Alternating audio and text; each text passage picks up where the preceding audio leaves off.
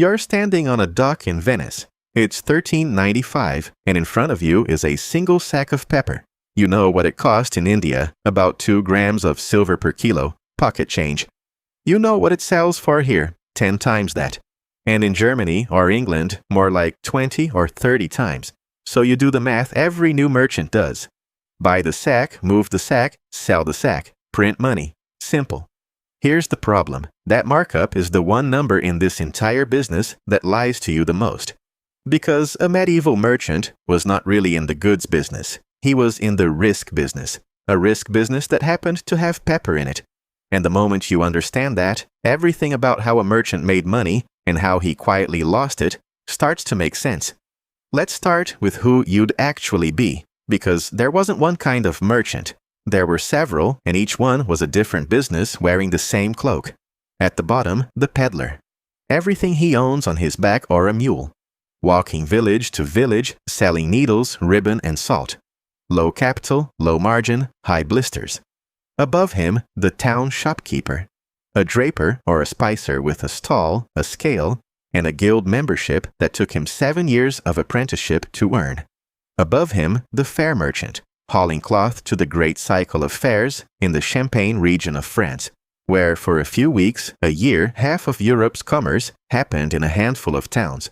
And at the top, the man we'll spend most of this video with, the international merchants of the Italian cities, Venice, Genoa, Florence, who moved wool, spices, alum, and money across the whole known world. Each of these is a different bet on the same question. Do you make your money moving cheap goods a short distance many times, or expensive goods a long distance once? That single decision shapes every other number in the business. Now here's where the naive plan starts to break down. You'd think the hard part is buying the pepper. It isn't. The hard part is that you almost certainly don't have the money to buy the pepper. A single trading voyage to Alexandria could cost more than a craftsman earned in a lifetime. So the medieval world invented something that should sound familiar: startup funding. It was called the commenda. A rich investor who stays home puts up all the capital. A young merchant with no money puts up something else: his labor, his judgment, and his willingness to spend months at sea with the storms, the pirates, and the dysentery. When the ship comes home, the standard split is 75% of the profit to the investor, 25% to the traveler. Read that again. A man with zero capital walks away with a quarter of the profits, just for being willing to go. And if the ship sinks, the financial loss falls on the investor, not on him. That contract is one of the ancestors of the modern startup, the limited partnership, and arguably your entire retirement account. Genoese notaries were recording thousands of them by the 1150s.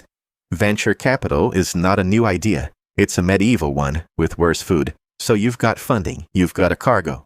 Now comes the part of the business nobody warns you about. And it's not the ocean, it's the paperwork with weapons. Take the Rhine, the busiest commercial river in Europe. In 1250, on just the stretch between Mainz and Cologne, there were 12 separate toll stations. Then, the Holy Roman Empire went through a stretch with no emperor, and within a few years, the number of tolls had roughly doubled, because every lord with a riverside castle realized he could simply charge whatever he wanted.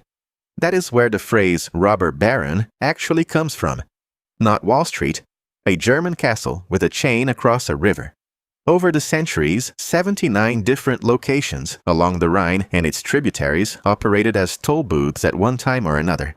And the tariff schedules were gloriously petty. At one station, a live hunting falcon was reportedly taxed at the same rate as an entire ship. At Koblenz, records describe every 10th sword in a cargo simply being taken as payment. A toll castle wasn't just a checkpoint, it was a shareholder you never agreed to. And between Venice and a customer in London, there could be dozens of them. This is why the markup lies.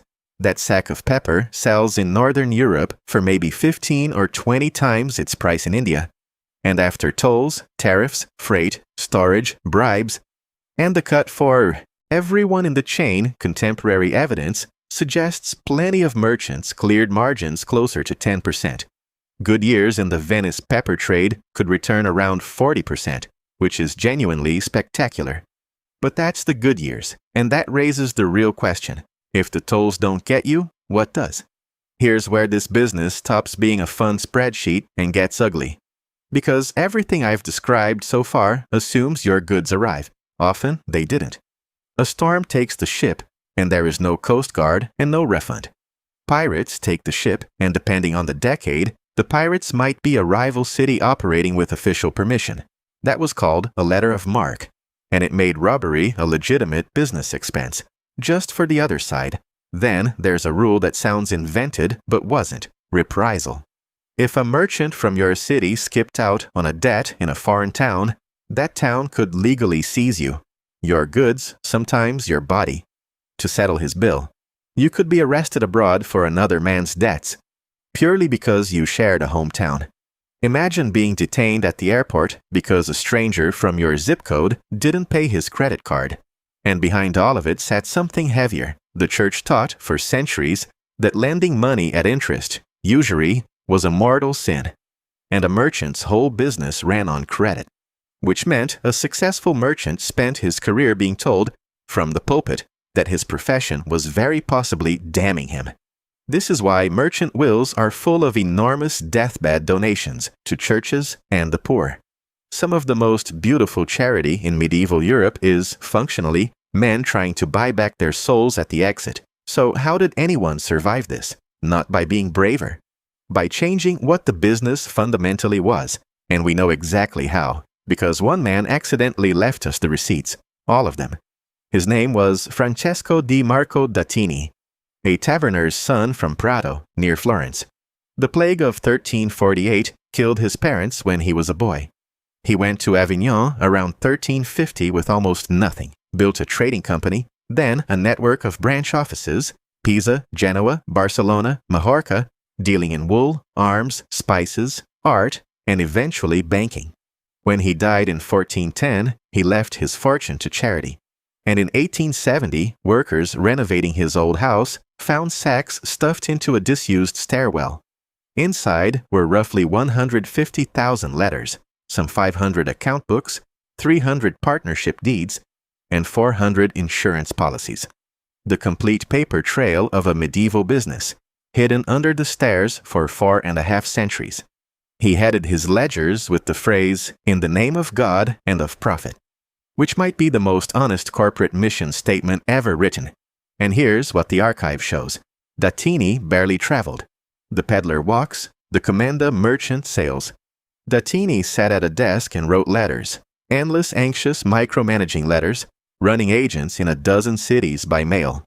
The letter wasn't just correspondence, it was the entire company.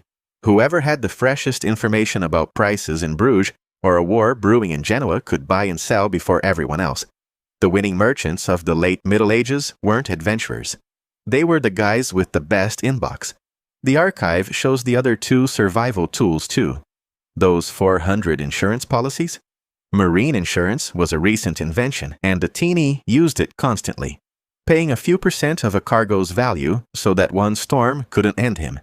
And he diversified relentlessly, spreading small stakes across many ventures instead of betting big on one, on the assumption that some ships simply would not come back. Losses weren't a failure of the plan. Losses were in the plan.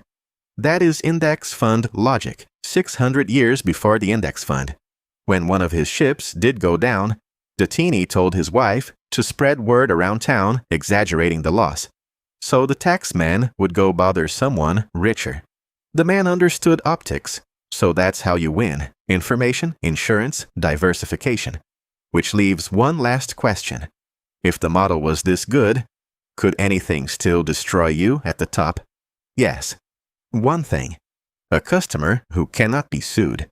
In the early 1300s, the Bardi and Peruzzi companies of Florence were the largest banks in Europe. Branches everywhere, richer than most kingdoms.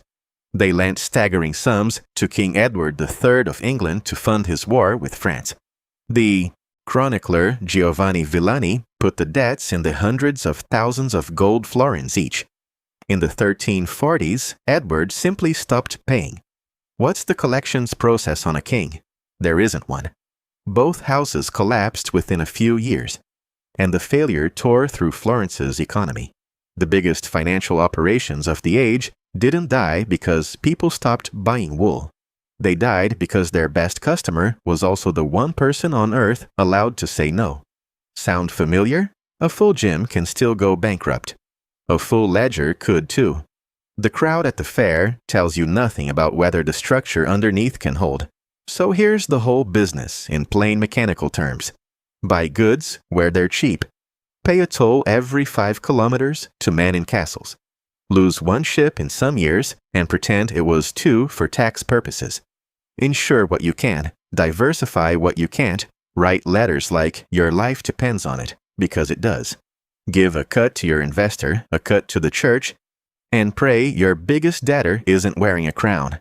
And if it worked, if you threaded every one of those needles for 30 years, you got to be rich in a world that told you being rich was a sin, and leave it all to charity on the way out, just in case. Meanwhile, you, tonight, will walk past a rack of black pepper priced at roughly nothing, in a store that accepted a payment method that would have gotten a medieval banker excommunicated. The spices in your cupboard would have made you a serious man in 1395. The overnight shipping would have made you a wizard. The merchants didn't just move goods across the world. They built the machinery, the contracts, the insurance, the credit, the branch office, the very idea that risk can be sliced up and sold, that your entire economy still runs on. We kept the machine. We just forgot it was built by men who thought it might cost them heaven.